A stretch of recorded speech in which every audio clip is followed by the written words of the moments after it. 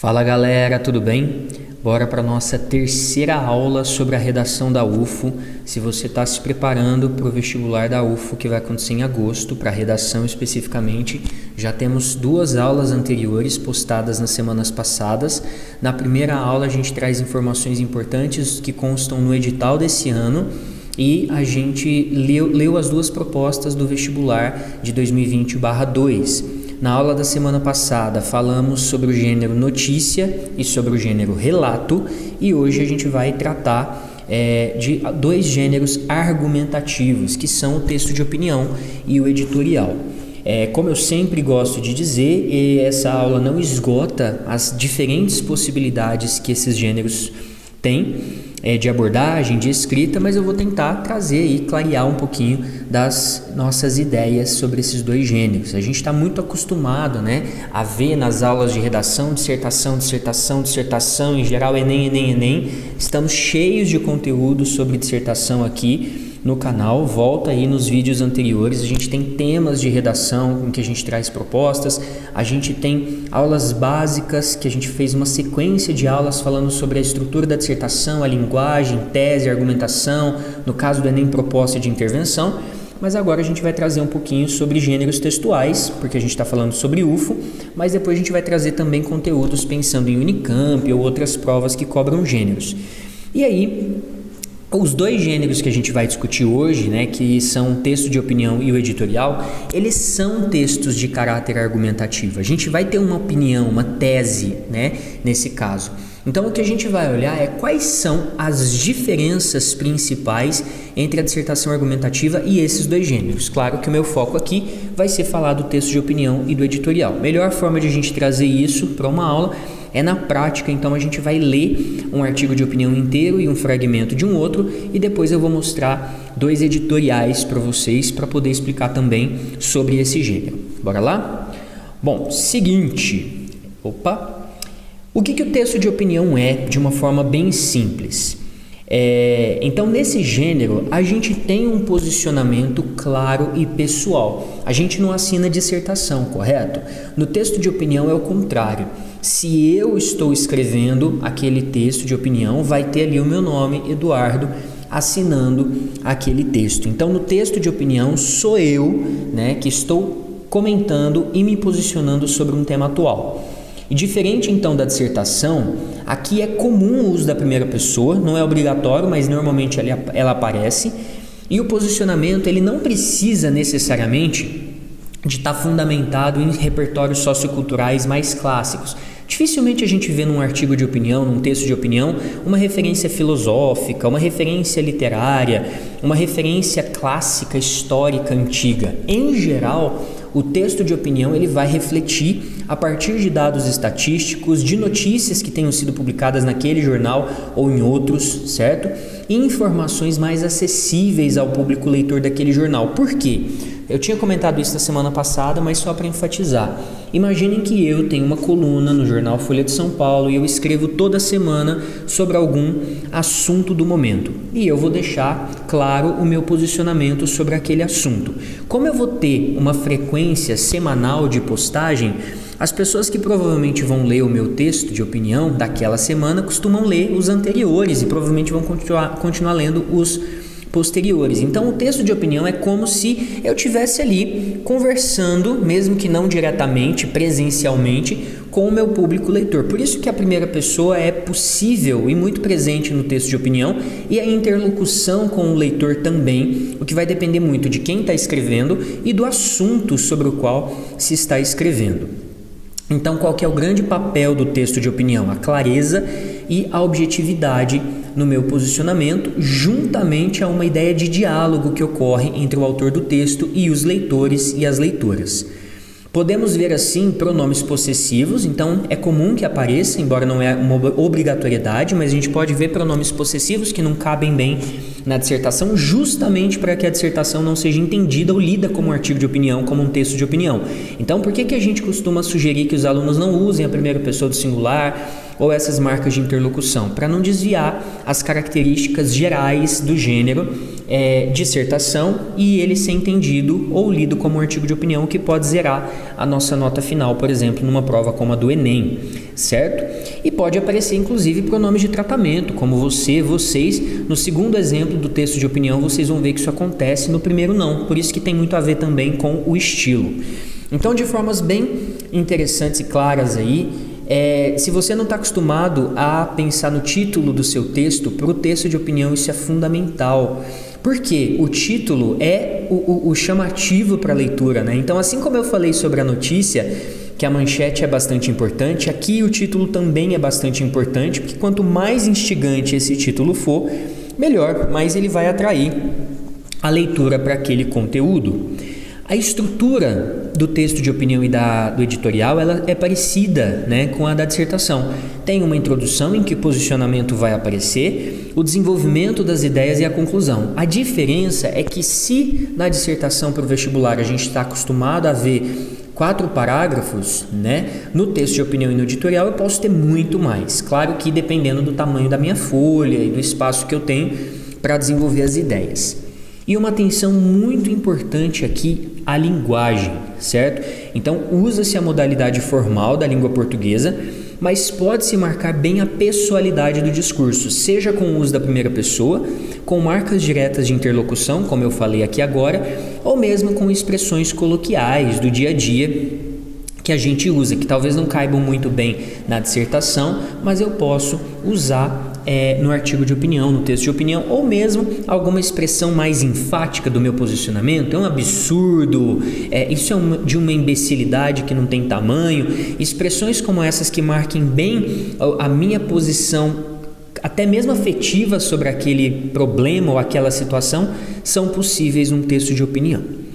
Bom, bora ver na prática, porque eu acho que a melhor forma de a gente entender características do texto de opinião e do editorial é nós nos depararmos com textos dessas categorias. Então, eu vou deixar no final da aula as referências, vou deixar na descrição do vídeo também para vocês lerem os textos no jornal e já adianto que a gente não vai conseguir tirar todas as dúvidas possíveis de editorial e texto de opinião aqui numa aula de 15, 20 minutos. Então, se vocês tiverem mais dúvidas e quiserem comentar aqui embaixo, fiquem muito à vontade, mas também sugiro que vocês leiam outros textos dessas categorias para entender um pouco mais as características deles. A gente já vê aqui que eu tenho um título, o jogo dos mesmos erros com a variante indiana no Brasil. Eu tenho uma linha parecida com o que a gente vê na notícia, né? Então um acréscimo de informação. Não faltaram alertas, mas, de novo, houve imobilismo que custará vidas. O Brasil administra e tolera mortes, não está interessado em conter a Covid-19. Então veja que aqui a Flávia Marreiro, que escreveu no jornal El País no dia 27 de maio de 2021, ela tem um título instigante, o jogo dos mesmos erros, né? Então a gente está acostumado a ver aquele jogo dos 7 erros. Então o jogo dos mesmos erros com a variante indiana no Brasil. E qual que é o posicionamento claro que a gente já sabe que esse texto vai trazer e que é o posicionamento da Flávia? Que o Brasil está imóvel no enfrentamento também de variantes ou na contenção da Covid-19. Não tem se visto um esforço, né, no enfrentamento do Covid-19, segundo a Flávia. Mas eu não concordo. Mas eu concordo. Eu concordo com ressalvas. Pouco importa. No texto de opinião, eu tenho uma pessoa que está se posicionando clara e explicitamente sobre um determinado assunto. Eu posso concordar ou não com ela, por isso que, em geral, quem lê o articulista, o dono daquele texto, são pessoas que concordam com ele. Não que isso é uma regra, obviamente, que existem pessoas que não concordam e leiam, que é muito interessante. É bacana que a gente busque textos que têm posicionamentos divergentes dos nossos, porque a gente pode acrescentar a nossa visão crítica. Mas aqui a Flávia está escrevendo em geral para o público que costuma acompanhar as publicações dela. Bora ver o texto aí para a gente estruturá-lo e entender as características do texto de opinião. 1 ano e 6 meses depois da eclosão da pandemia de coronavírus no Brasil, entramos num looping perverso. Olha aí a primeira pessoa no caso do plural. Nós entramos num looping perverso. Então, um adjetivo, né? Os jornalistas repetem os alertas que escutam dos epidemiologistas e especialistas. e não tendo mais remédio, olha aí algumas expressões coloquiais do dia a dia, não tem remédio isso aqui, não tem como resolver. Também noticiamos, nós jornalistas, então veja que ela está falando de um grupo muito específico, que é o grupo do qual ela faz parte, né, de jornalistas. Noticiamos as reaberturas do comércio no primeiro sinal de que os números de mortes e internações por Covid baixaram um pouco, apenas um pouco nos hospitais.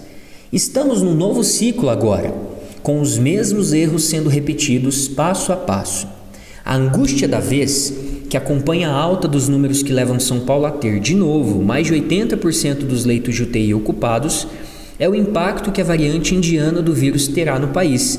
Tudo isso no contexto em que o Brasil estacionou num patamar alto de mortes pela doença e ainda mantém um ritmo errático de vacinação. O que a gente consegue notar nesse primeiro parágrafo, e que deixa muito claro que esse texto é um texto de opinião, é o fato de haver uma quantidade significativa de adjetivos, né? Então, looping perverso, né? Enfim, angústia é substantivo, mas a gente tem uma quantidade de palavras aí que mostram e evidenciam bem a visão que a Flávia tem sobre o modo como o Brasil tem lidado com a pandemia. Outra questão que a gente percebe, além do uso da primeira pessoa do plural, é o uso da primeira pessoa no plural referindo-se a um grupo particular. Então ela está falando em relação ao que jornalistas, nós, no caso ela, né, e o grupo ao qual ela pertence, tem noticiado constantemente. E uma quantidade bem interessante de expressões que a gente vê no dia a dia. Então é a questão de looping perverso, não tendo mais remédio, né?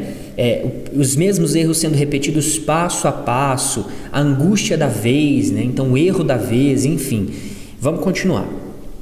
Há semanas, o colapso da Índia domina o noticiário, mobilizando os países a pelo menos tentar impor alguma barreira sanitária nas fronteiras por mar, terra e ar.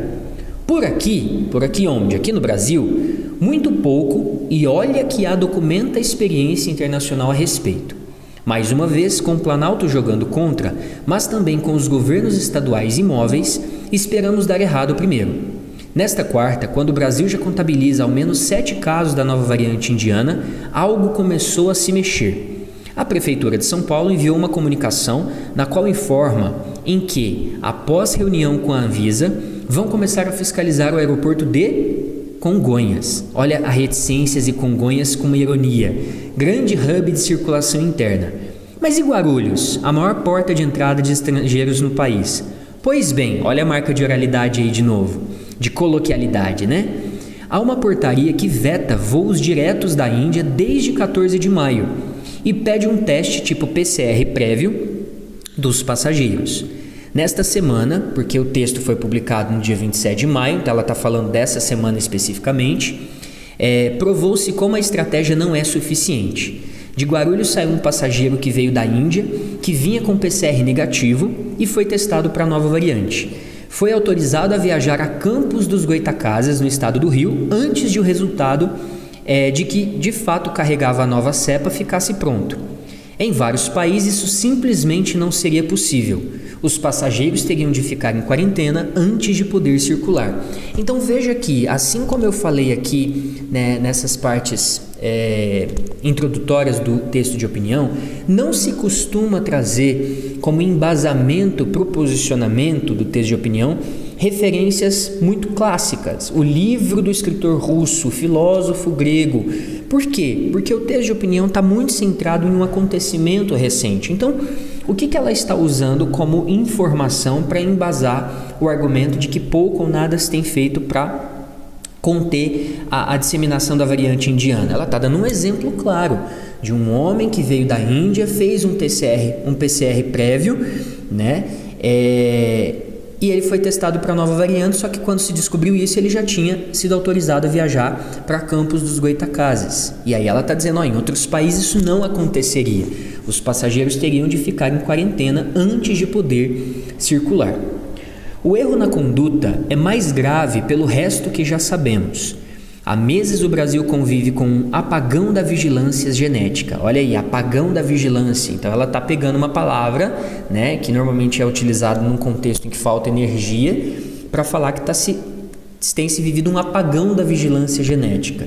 Não testa o suficiente, nem tem como analisar o tipo de vírus causador da doença. Por que seria diferente com a variante indiana?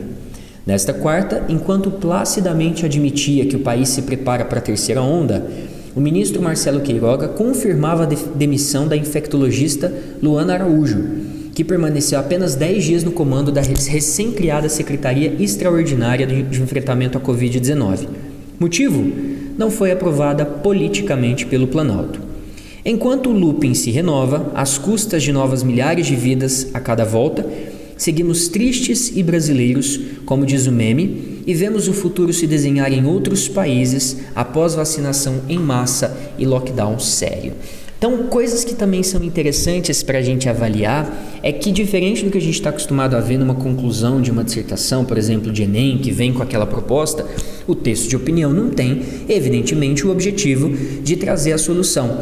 Então, a gente tem aqui uma conclusão que meio que repete, com algumas expressões também um pouco irônicas, o posicionamento que foi trazido logo no início do texto. Ou seja, enquanto esse looping se renova, às custas de novas milhares de vidas a cada volta, seguimos tristes e brasileiros, como diz o meme, e vemos o futuro se desenhar em outros países após vacinação em massa e lockdown sério. Então, é interessante como que a conclusão do texto de opinião ela costuma ser bem incisiva também para marcar o texto de opinião, certo?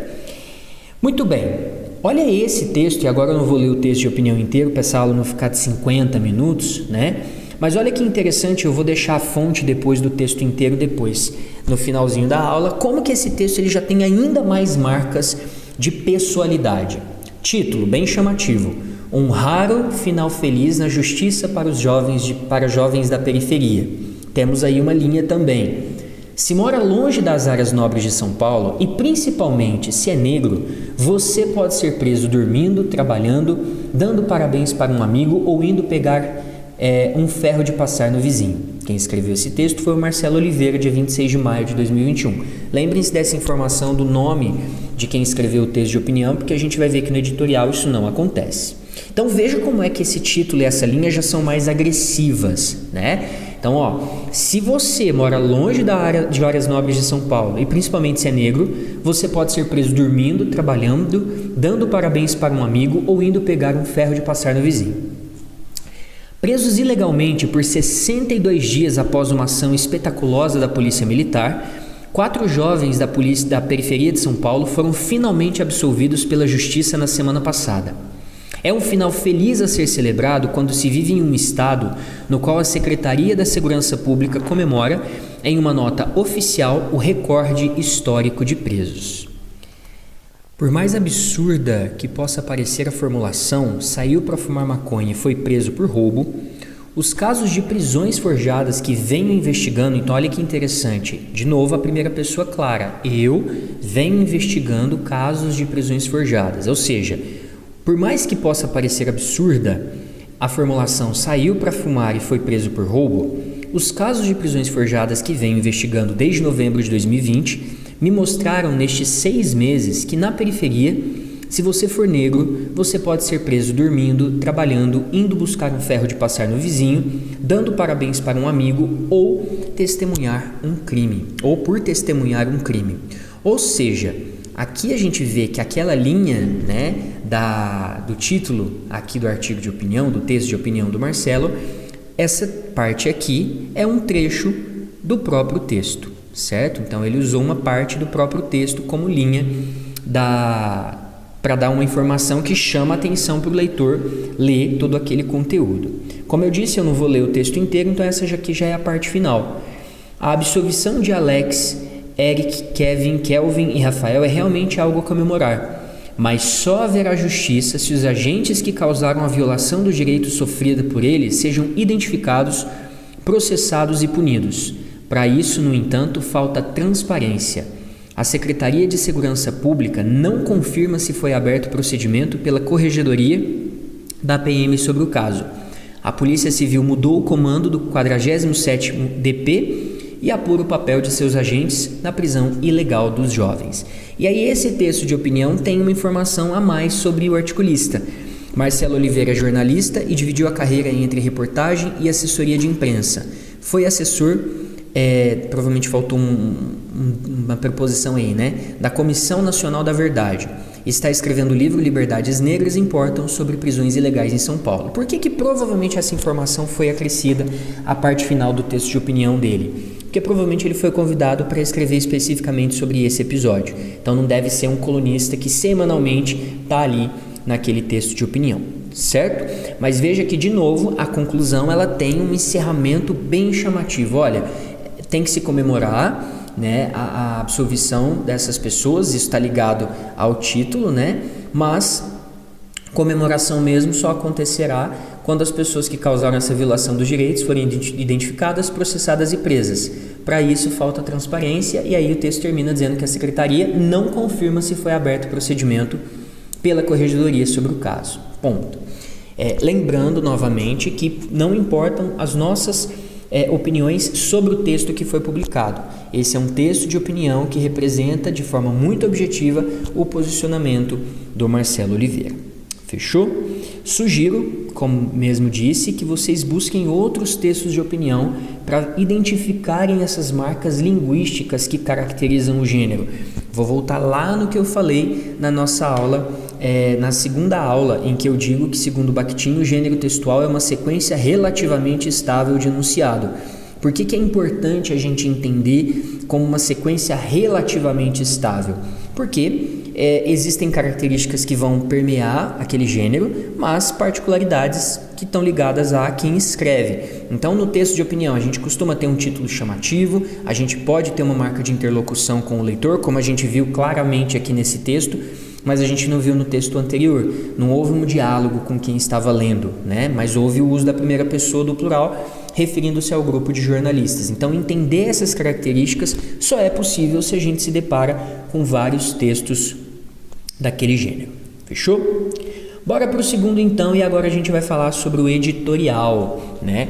Então, a grande diferença entre o texto de opinião e o editorial é que aqui no editorial está sendo expressa a opinião do veículo de comunicação, daquele jornal, daquela revista ou daquele site, enfim. Normalmente jornais, tá? A partir de assuntos recentes e divulgados em vários veículos, o jornal costuma definir um para aquele dia ou para aquele final de semana, costuma ser o que vai repercutir ou o que repercutiu mais, para posicionar-se a respeito naquela edição. Concordo ou discordo disso aqui? Vou fazer uma análise crítica sobre esse acontecimento. Olha, isso aqui tem que precisam de ser tomadas ações por parte do setor público para enfrentar essa questão. E aí depende, se eu sou um jornal municipal, eu provavelmente vou escrever editoriais com questões ligadas ao município. Se eu sou um jornal de circulação nacional, em geral meu editorial vai trazer temáticas também que abarquem o território nacional, certo? Como se trata do posicionamento do jornal, da revista, entende-se que a visão defendida nesse caso é a da linha editorial, ou então, bem popularmente falando, os donos da bagaça aqui. Então, normalmente, o posicionamento do jornal entende-se que é o posicionamento da linha editorial, dos sócios majoritários, enfim, de quem comanda efetivamente o jornal, e que pode ser um posicionamento divergente dos colunistas, de quem escreve um texto de opinião. Então, por exemplo, pode ser que o editorial do jornal defenda X e a coluna do Eduardo defenda Y. E tá tudo bem, porque o texto de opinião é assinado, né, pelo Eduardo, pela Ana, pelo Pedro, e o editorial, vocês vão reparar isso, não é assinado. Ele pode até vir assinado, mas não é muito comum, pelo editor-chefe, que não está ali expressando ou representando a opinião dele ou dela, e sim expressando a opinião do jornal. Por isso que normalmente no lugar onde a gente está acostumado a ver o nome de quem escreveu, está escrito apenas editorial, certo? Bom, o título aqui também é bastante importante, tá? Porque o título já costuma antecipar o posicionamento do veículo. A estrutura também é semelhante à da dissertação: introdução com posicionamento claro, desenvolvimento embasado em fatos, exemplos, dados, enfim, e conclusão. O mesmo vale para o artigo de opinião, para o texto de opinião. No editorial a gente pode ter muito mais parágrafos do que na dissertação argumentativa. E como o posicionamento agora já não é mais da pessoa individual que escreveu e assinou, é do jornal e ou da revista, normalmente a gente vê uma linguagem um pouco mais polida, um pouco mais formal do que à vista no texto de opinião. No texto de opinião eu posso ser mais incisivo, mais agressivo, não que eu tenha que ser, mas isso é uma possibilidade, considerando que o texto de opinião tem o nome de quem está escrevendo ali. O editorial representa a visão de todo aquele conjunto e, claro, eu não quero desagradar completamente os meus leitores que têm visão diferente da minha, então eu vou tentar ter uma linguagem mais respeitosa. Eu costumo gostar de trazer esse exemplo porque eu acho que ele é muito explícito da função de um editorial. Em 2016, especificamente aqui no dia 3 de abril de 2016, que era um domingo, a Folha de São Paulo, ela colocou o editorial dela na capa, né, na primeira página, o que não é muito comum. Normalmente o editorial aparece no verso do jornal.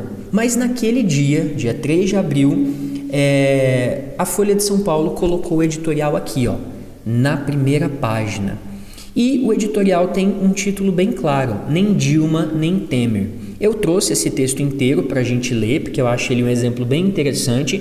E o que a Folha de São Paulo estava defendendo aqui nesse ano, nesse dia, 3 de abril de 2016? Que o melhor para o Brasil, ou que pelo menos o menos traumático para o Brasil, seria que a Dilma renunciasse, ou seja, que não se aguardasse o processo de impeachment todo acontecer, porque o Brasil já tinha passado há pouco tempo por um processo de impeachment, é algo que desgasta a história do país, então que seria interessante que a Dilma renunciasse, certo? Obviamente que eu não estou aqui e o interesse não é entrar nessa discussão política da coisa, a questão é entendermos características do editorial. Bora ver a diferença entre um texto de opinião para um editorial?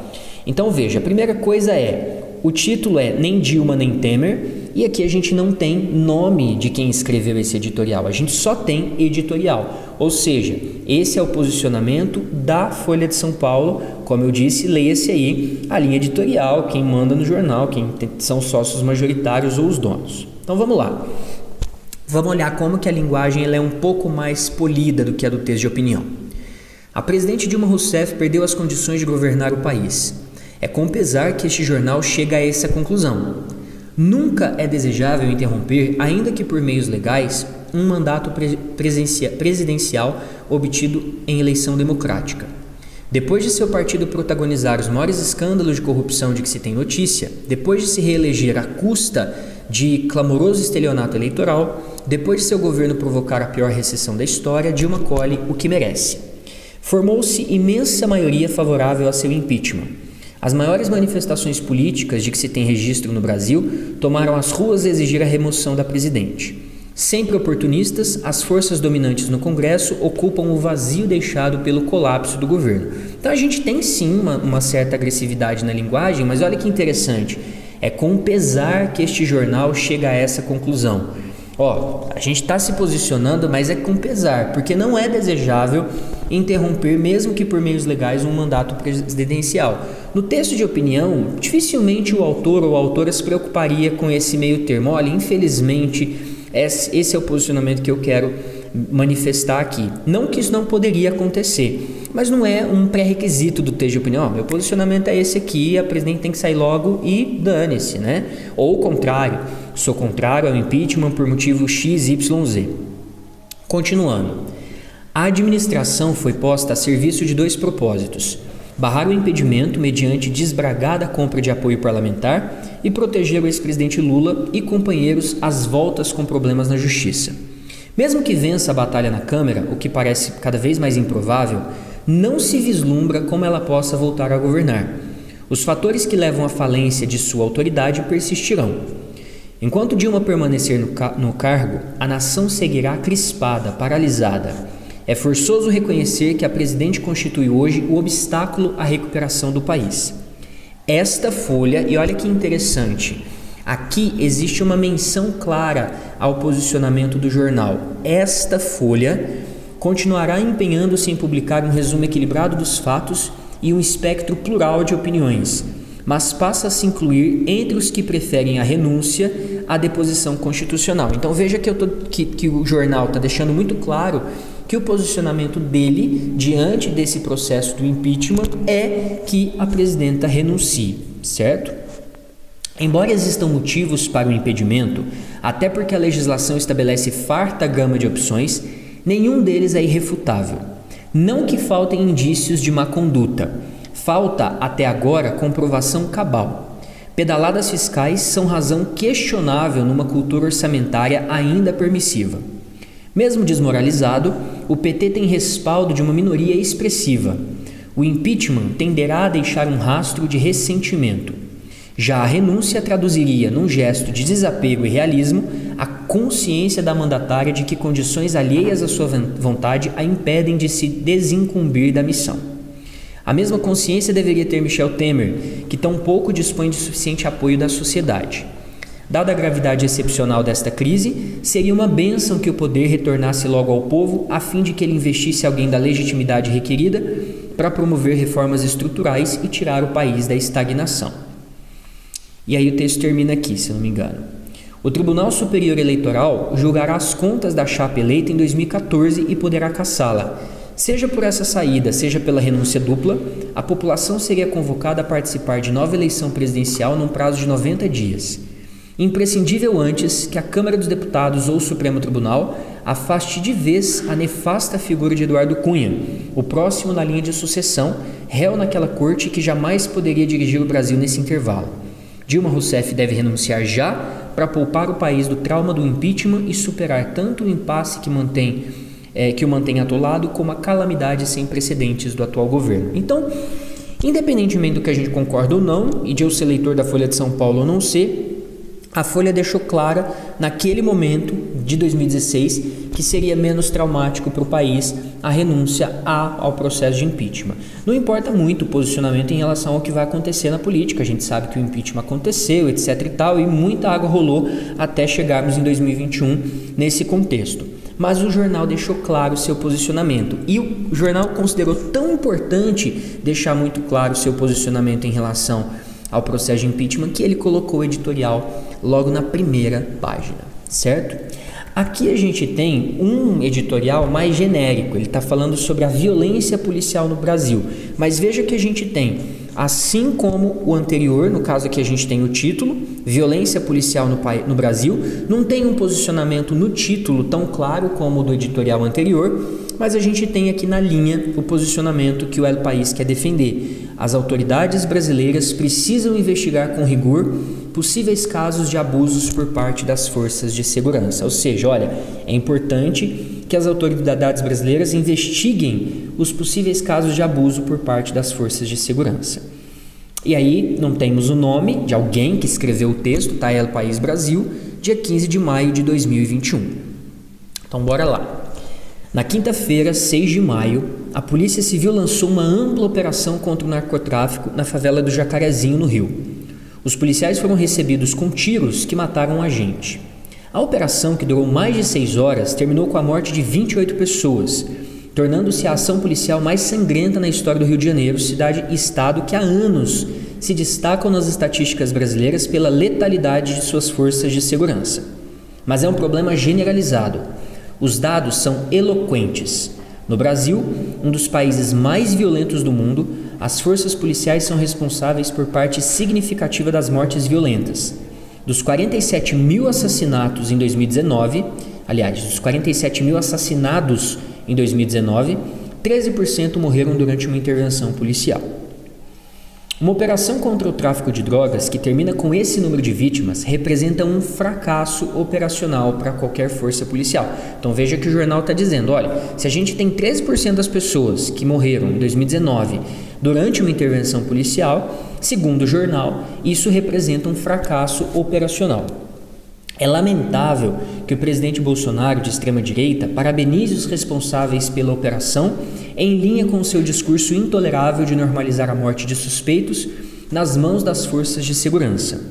Um dos fundamentos do Estado de Direito é que todo acusado tem direito à presunção de inocência e a um julgamento justo. A escassa presença do Estado em favelas, como a do Jacarezinho, abriu caminho para que o poder do crime organizado adquirisse as proporções atuais, com amplos territórios onde grupos do tráfico de drogas ou paramilitares que extorquem estão no controle de modo ostensivo.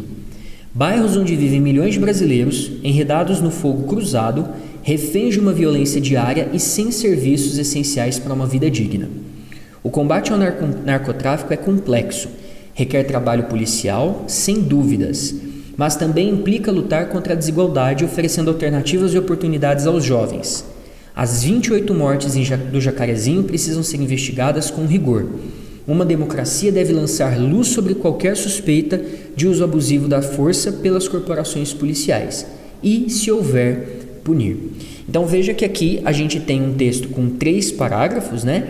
O primeiro que fala o que está acontecendo, que foi essa operação policial que aconteceu na favela do Jacarezinho.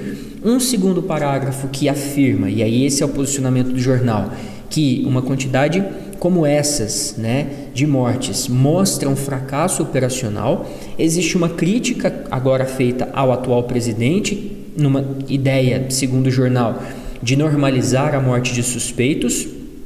E depois o texto já caminha para a conclusão, falando que o combate ao narcotráfico sim é complexo, que ele tem a ver com o trabalho policial, mas também implica lutar contra desigualdades, oferecendo alternativas. E de novo a gente tem uma finalização chamativa, né? As 28 mortes devem ser investigadas, uma democracia deve lançar luz sobre qualquer suspeita de uso abusivo da força pelas corporações e, se houver, punir. Então a gente consegue notar uma linguagem um pouco mais polida, diferentemente do artigo de opinião, mas que tem um posicionamento incisivo. E o que a gente não costuma ver aqui no editorial e nos editoriais é esse diálogo direto com o leitor. Uma pergunta: e aí, o que você acha disso? Como você entende essa questão? Justamente para ter uma visão um pouco mais formal da abordagem temática, certo? Então, para não esquecer, porque essa aula já ficou grande demais, editoriais e textos de opinião costumam ser publicados em veículos jornalísticos. O título é muito importante nos 2 gêneros, porque além de ele manifestar o posicionamento, se ele for criativo, pode chamar atenção para a leitura. Preza-se pela linguagem formal nos 2, mas no texto de opinião é comum vermos expressões coloquiais e marcas de interlocução diretas com o leitor, o que é menos comum no editorial, certo? Vou deixar na descrição do vídeo as referências que a gente usou, né, nessa aula, e recomendo que vocês as leiam e leiam inclusive outros textos de opinião e editoriais, porque efetivamente esse assunto não acaba quando termina, mas só para dar uma dica, né, do que são esses 2 gêneros. Espero ter ajudado nesse símbolozinho aqui. Veja os nossos vídeos no YouTube, vídeos mais antigos em que a gente fala sobre UFO, vídeos que a gente tem, como eu disse, temas de dissertação, propostas e sugestões. E se tiver alguma sugestão aí para os nossos conteúdos, ou mesmo dúvidas que vocês tenham sobre esses 2 gêneros, escreve aqui embaixo que a gente está à disposição. Valeu, até semana que vem, tchau, tchau!